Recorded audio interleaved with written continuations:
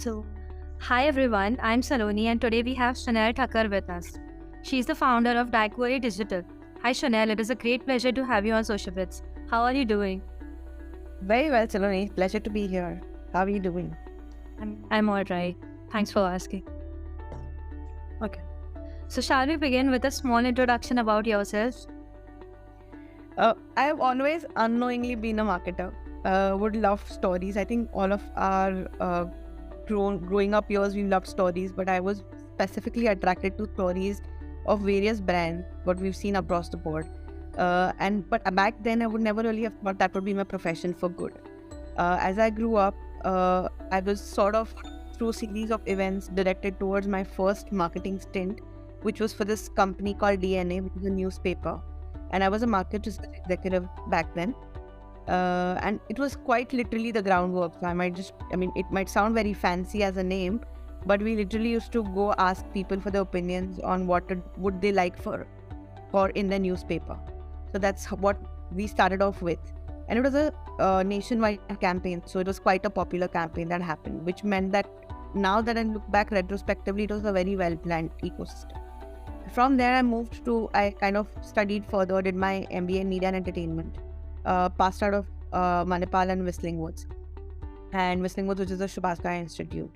From there, worked with brands like Disney, Fox, American Productions, and Sony, basically the big four studios at various capacities. Did various roles like distribution, marketing, in terms of partnerships, a lot of those.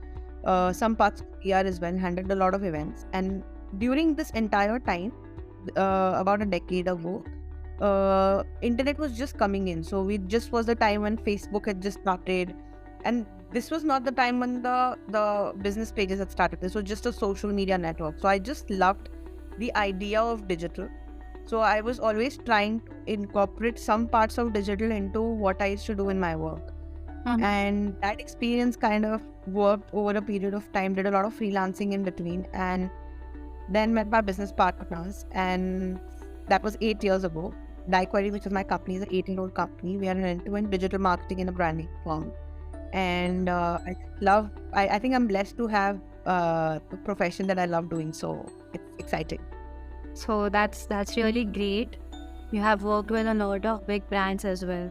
So let's talk about what is your agency, what is your business about? So Daiquiri is quintessentially, on the surface level, looks like an end-to-end digital marketing agency. We started off as a team of 2. Today we are a team of 40. We've actually, as you delve deeper, you realize that one of the primary reasons that Daiquiri came into existence, and that's the name, right? It's digital and query. What I noticed as a gap in the market was that whilst there were a lot of companies or agencies mushrooming around, they weren't exactly listening to what the brand wanted. So they never really had brand-focused approach, and the platforms were too new so everybody seemed like an expert. So there was a time that the brand felt very dissatisfied and then ended up changing agencies over a period of time. Looking at that gap, that's where Daiquiri sort of came into existence. What we do, honestly, from a surface level, might not look very different. But the process is that we look from a brand-centric conversation. We talk about what does your brand want, what are your brand goals, and then we devise a plan where platform just become literally like a platform. They are not my survivor for the brand, because tomorrow if some platform shuts down, like TikTok shut down, but everyone who had a market strategy built on TikTok, they basically lost an entire larger amount of inventory that they could capitalize on. Yeah. So what we do is everything from tech development and app development to website creation and apps and all of that. We do content, creative, socials. And through 2020, we have also forayed into Web3. Web3, we've done about 3 projects now already, quite successful ones. And it's pretty exciting to sort of see how again, we're a very new platform where everyone's dabbling with. We try to kind of simplify our presence in it, where the basic needs are very straightforward. Every brand wants a new visibility. how can we use what we know of Web3 as of now to help them get that visibility is where we are at. Okay. So like, how did this journey start? What was the initial phase looking like? Initial phase, honestly, I never really thought I'd be an entrepreneur. I was in a sabbatical and just trying things out. While all the new age entrepreneurs have this whole idea of, oh, we're going to have an investment and we're going to do all of that, I barely, and it took me a while to understand that I was actually becoming one. I didn't realize that I was becoming an entrepreneur. I met my now business partners who are based out of Singapore. We actually met accidentally for a very different project. So we were planning something on syndication lines. Syndication essentially is that you have platforms, you get content and then display it on various platforms. So like Netflix would approach a content creator, or a content creator would approach Netflix, and then collectively make sure that the content comes on the platform. So at that time I met my partner and we were discussing syndication because I do have some of the syndication background.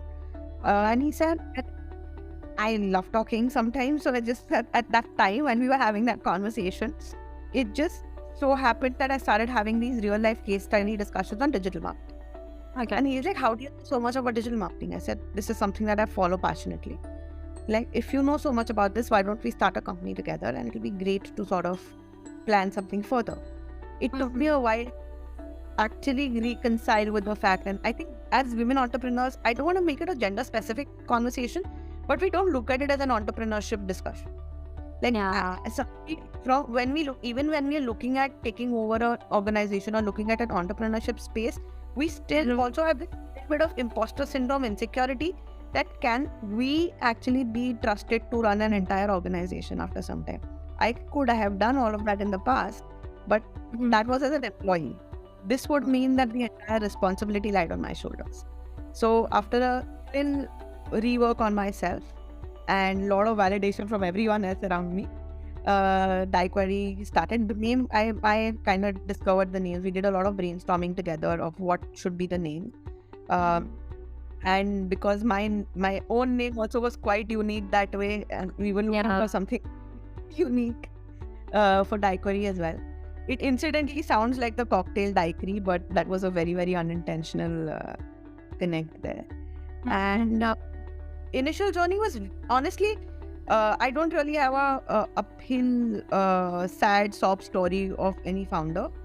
At that time, it was fun. I was literally playing with it because there was no investment required. Service industry didn't require much. Within the first 3 months, we had signed up Yahoo as a client. Again, magic of digital marketing. Found them they found me on LinkedIn through some common projects. So there was another agency involved and all of that happened. And then I was supported by them. And I was like, wow, this is my first big, we were doing smaller stuff, but this was like my first big account.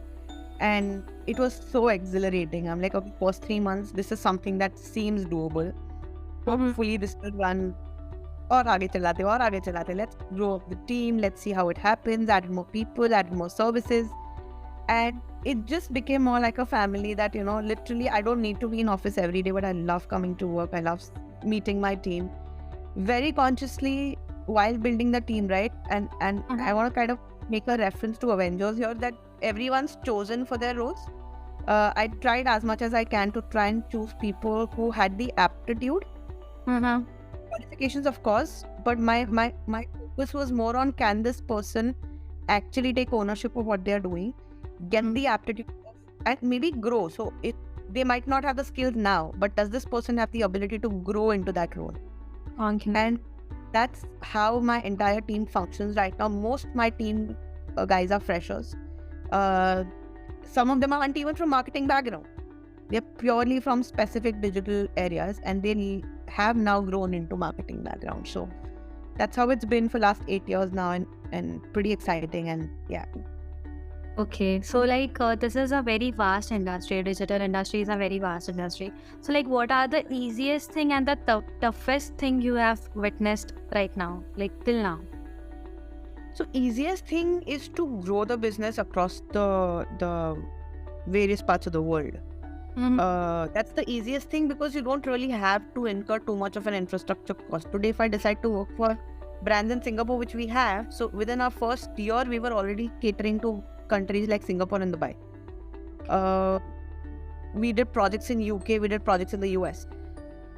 It's not difficult to cross borders. What's challenging is, or what's been my biggest pain point even today is that because the industry is so misrepresented and everybody thinks they know marketing. So these are the two primary issues that make it impossible sometimes to, sometimes we have to say no to brands where we know that we can help them out. We unfortunately have to tell them that we can't, service them, because if everybody, if the export, there's an export for a reason. If everyone tries to put in their opinion on something that is partly understood, it doesn't help anybody. So those are the two challenges. Misrepresentation, I mean that there are a lot of these, again, people trying to grab onto businesses. Price correction, they would misquote and just to get a brand on board, and then they would not put an F.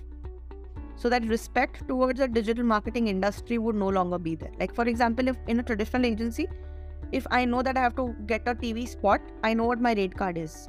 It's a standardized universal rate card. Here, people charge, they're willing to grab a project, sometimes even for free, just to start some part of integration in place. And that kind of projects don't really last long. And then the client feels very disgruntled. My problem is not with people getting more business. It's more about a client ultimately feels that they've been cheated out of the money that they've been given. So they come to us with a lot of suspicion. So first we have to work on that we can show you all the results. So it's like giving an exam every day, and I hate giving exams. So yeah. Okay, so like how was your experience building up as a woman entrepreneur? See, for the longest time, I didn't really think much of my gender because I never have, in all the work ecosystem spaces that I had, I didn't see it as an advantage or a disadvantage at any point. And because I've been very little and I've worked since I was very little, there was always a certain kind of camaraderie that I had. I've been a tomboy for most of my life. So it was very, very very easy to not ignore the fact that there is a female entrepreneurship angle involved. Now I see it. I first tried to understand it, the difference, and then when I did, now I tried to kind of balance it out somewhere to the making sure that things work for me.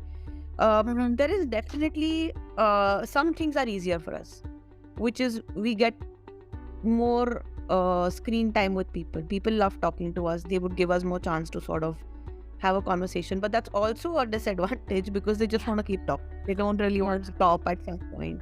Let's meet for coffees. Let's meet here, and then nothing else happening. They just want company. They feel that it's just companionship, and it's more like a friendly camaraderie that they're looking at, and then the work just happens by the by. So that's been my advantage and disadvantage. Even in my current ecosystem, I am the only woman CEO amongst the other businesses. So it feels great sometimes to kind of, sometimes I can get my way if I choose to. Yeah. Okay, so like what was the turning point of the business? Where did your business start shooting up? The first 3 months, quite literally. Because once you have a brand like Yahoo by your side, and then everything else falls into place. Then we did stuff for Central Park in Singapore. That was the first Friends themed cafe. We worked with a lot of brands in Singapore. Eventually, that practically was like a second home back then.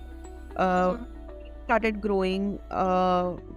We then grew to a team of 10. We took a bigger office. And the second, like these minute things that people don't really appreciate, like, in terms of, for me, the day my office size, or maybe I had like a proper independent office, that was like a great exhilarating feeling at that time, because that truly meant that we need this space, which means the team is growing, which means we're doing good. So it sort of seamlessly grew that way, and it was tiny things, right? It's like you're growing a plant. You see it every day, you don't see it grow so much.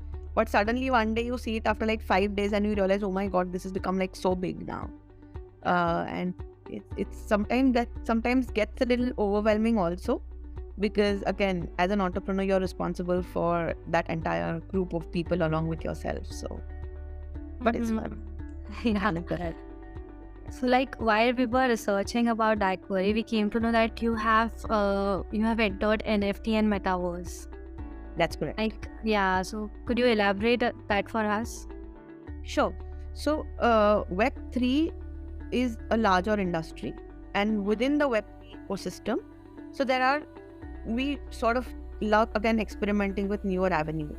Now, from Web 2.0, which is your usual marketing term that is currently being used, to Web 3 is the next internet transition, as they say.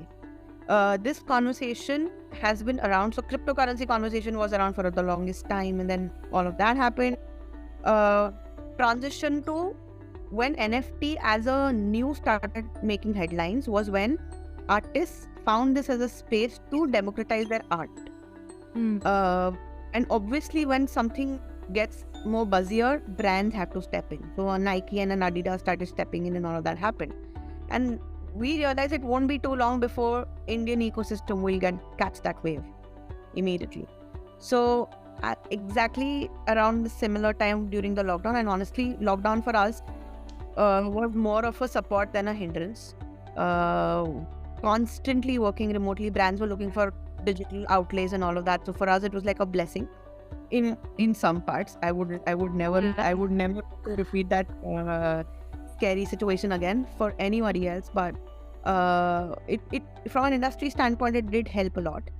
And around that time, again, had some time to research more on these areas. Worked with a couple of projects, tried to explore what's happening in the NFT ecosystem. Once the brands came to board, and then we got a chance to partner with an Singaporean Indian brand, which was starting off their NFT projects. The brand is called Fantico, and they did some parts of their.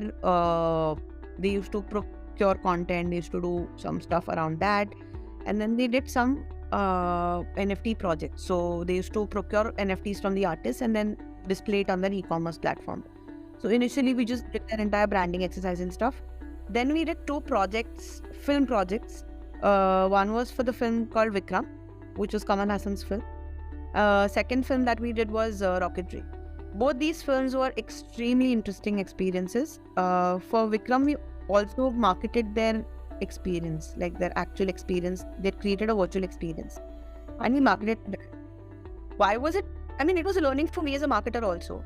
When you leave people to do things, you will get material and content to market like you can't believe. People were playing hide and seek over there. People were coming at 4 a.m. and playing and doing their stuff over there. It was amazing. I can't even tell you how fun that was to see people enjoy themselves in a world.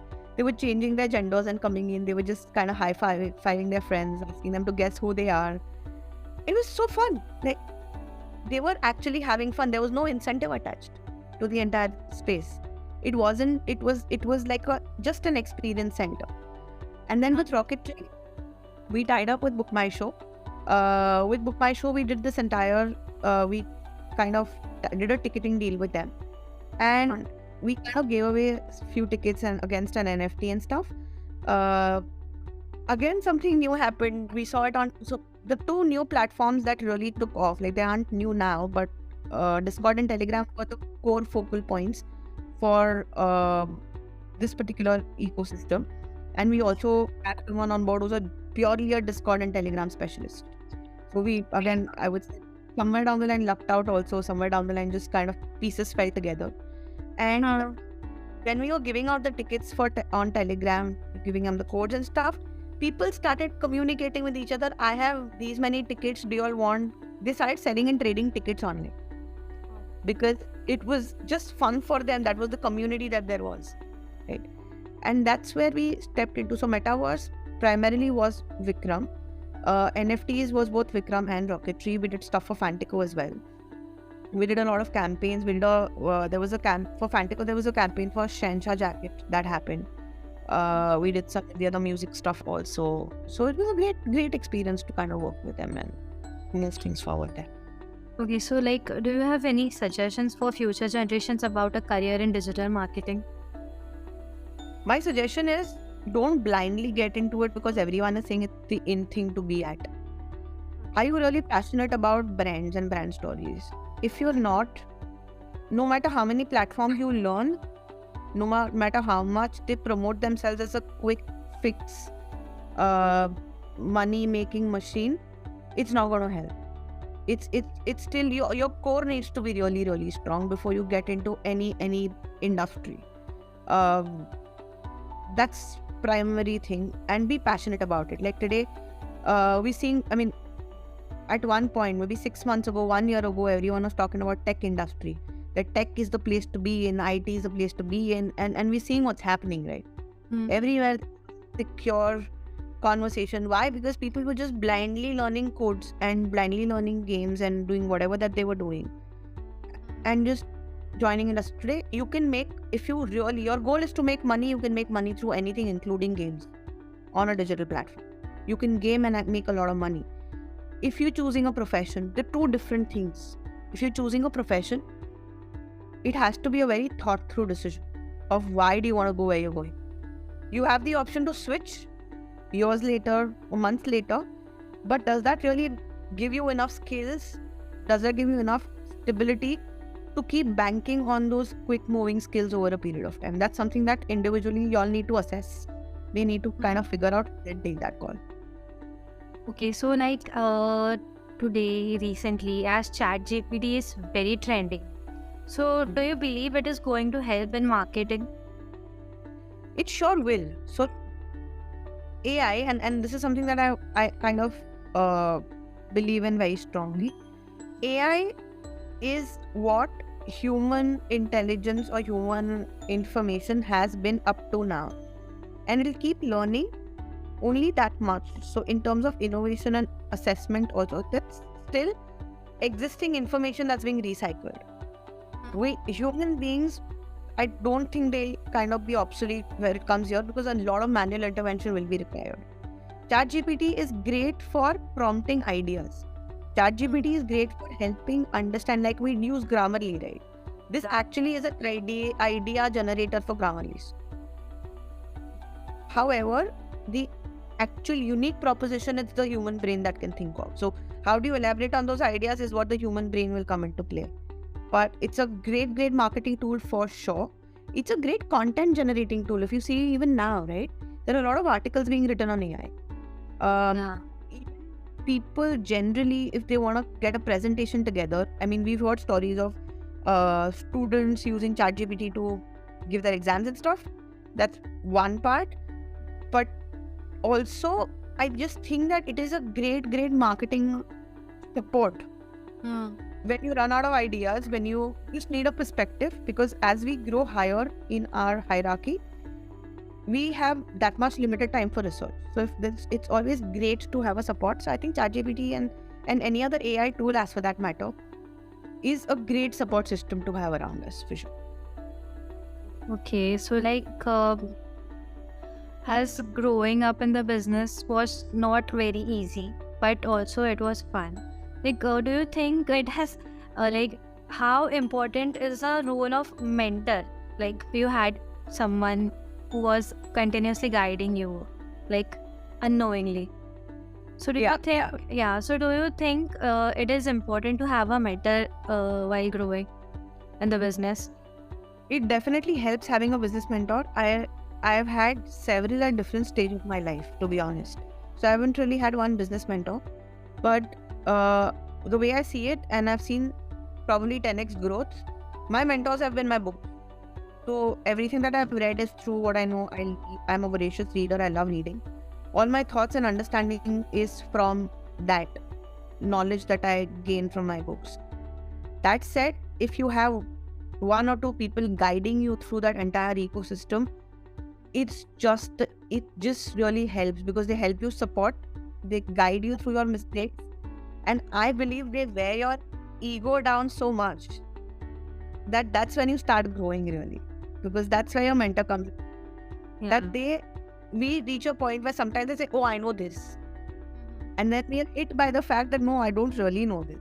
And right, as philosophical as it sounds, that it was, the growth begins when you know what you don't, or you know that you don't know something. When you accept that, and that becomes like your mentor. Again, this is something that I'd read somewhere. But yeah, I've seen a lot of these business mentors consult, bring out their courses and stuff. I have never tried one, so I don't know how good they are. But if you can find some industry experts who are genuine, go for it. Absolutely. Like, is there anything that we can change to develop or give a boost to the startup ecosystem? I think we need to stop this whole pride in burning money. Right now, that's where it's gotten us today. All the brands that are big brands initially burned so much money, wasted so much money, that now the investor pools dried up. They refuse to, as easy as money come before, doesn't come that easy anymore. So it becomes very, very unfair to people who genuinely have great ideas, but they have no takers for those ideas. So I think project vetting, if investment sides of things, trying and understanding where the pools of money, instead of, because everyone's marketing themselves really well nowadays. So being able to judge what's a marketing gimmick vis-a-vis an actual proper investment route, that's very critical and important to be understood. Okay, so that's all for today. It was great having you at Social Bits, and we wish you all the best for the future. Thank you so much. It was a lot of fun talking to you, Saloni. Same here. Even I enjoyed a lot. See you. See you. Bye. Bye.